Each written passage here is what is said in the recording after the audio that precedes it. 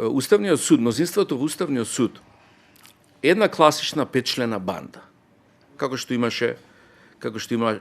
кинезите во културната политика, четворочлена банда, петчлена банда. Тоа е најнизок ниво на човечки материјал во бирократијата. Секој од нив, посебно ако го земате анализирате. Таков е намерно регрутиран. И он служи. Илузорно е да ги анализирате неговите елаборации. Тоа се целосно неписмени. Некои од нив се многу неписмени луѓе, просто срамно неписмени. Така што е влегување во елаборацијата на некој начин, како влегување да чистите септичка јама, не можете останете чиско че излезете. Второ, стратегијата на издвоените мислења на судиите кои имаат став кој го сметаме за прифатлив, станува дел од играта на компулзивното репетирање.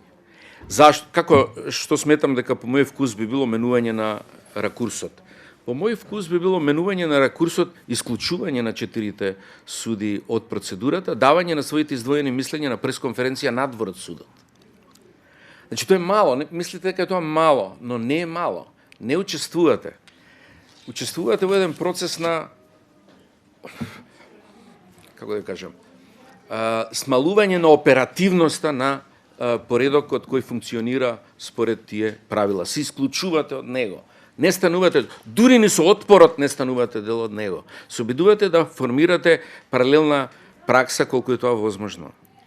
По мој вкус би било 4 судии не требаше да учествуваат, нивниот исклучок, нивниот аргумент беше ние сакавме да учествуваме затоа што на крај се дефинира издвоеното мислење, сакавме да кажеме вашето издвоено мислење можете да го кажете и така без во смисла на правна смисла дека некого ќе трогне небитно, освен што ние ќе го цитираме.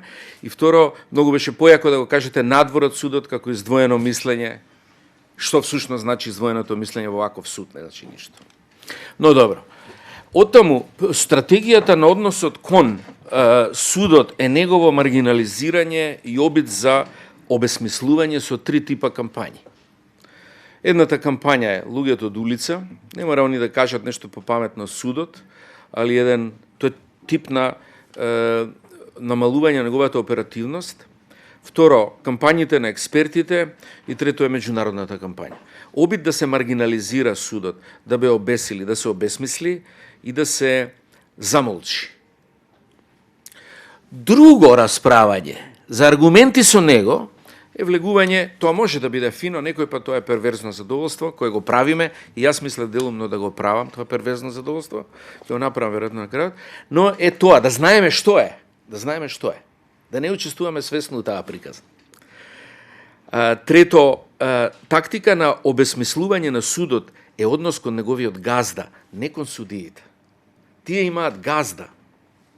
Према тоа, немојте губите време со нив. Она е најнизок човечки материјал.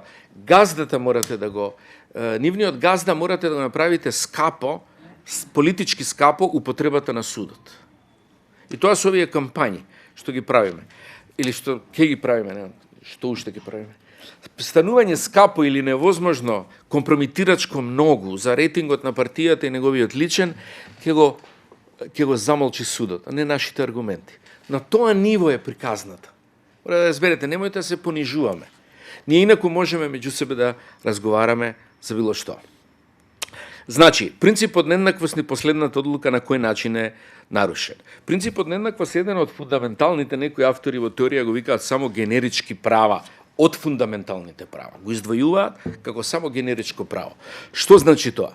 Тоа значи дека принципот на правото на еднаквост ги фундира сите други права и е заштитено двојно преку стандардот на недискриминација, кој во меѓувреме преку протоколите на Европската конвенција расте во право да не се биде недискриминиран, значи не само во долен стандард, туку и чекор плюс, создавање на услови на еднаквост, и второ, во самото почитување на правото на еднаквост. Значи, долниот стандард плюс самото почитување на правото на еднаквост. Зашто е само генерирачки? Бидејќи ако не можеш да го негираш без само контрадикторност на тој што го негира.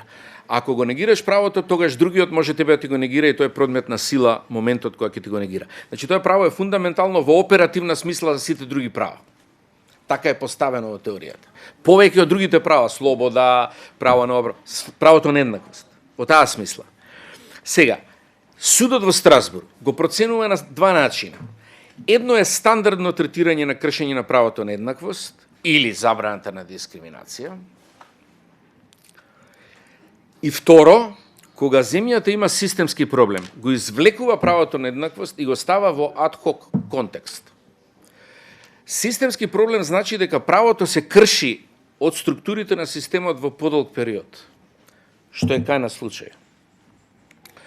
Кај на случај при сите извештаи и во тие извештаи каде што формално судот во Страсбург ги зема како во своите образложенија како извештаи, тоа е рапортите од Европската унија и рапортите на некои организации експертски во Советот на Европа за тоа, ЕКРИ, Венециската комисија by the way.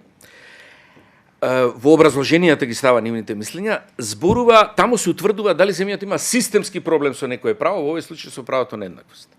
Кај нас е тоа утврдено.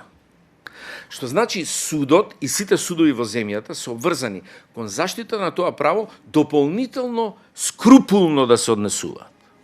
Сега гледате како се однесува Уставниот суд надвор од ова. Он се однесува на следен начин. Во ситуација на утврдено системско кршење на правото на еднаквост еден човек, еден глас, каде што имаме формирање на злосторничко здружение и организирано крадење на изборите преку кршење на тоа право на еднаквост, се формираат специјални институции паралелни со постојните за испитување на токму тоа кршење. Уставниот суд се однесува сосема спротивно нормално, што е за очекување, во контекст на оваа наша игра, и овозможува преку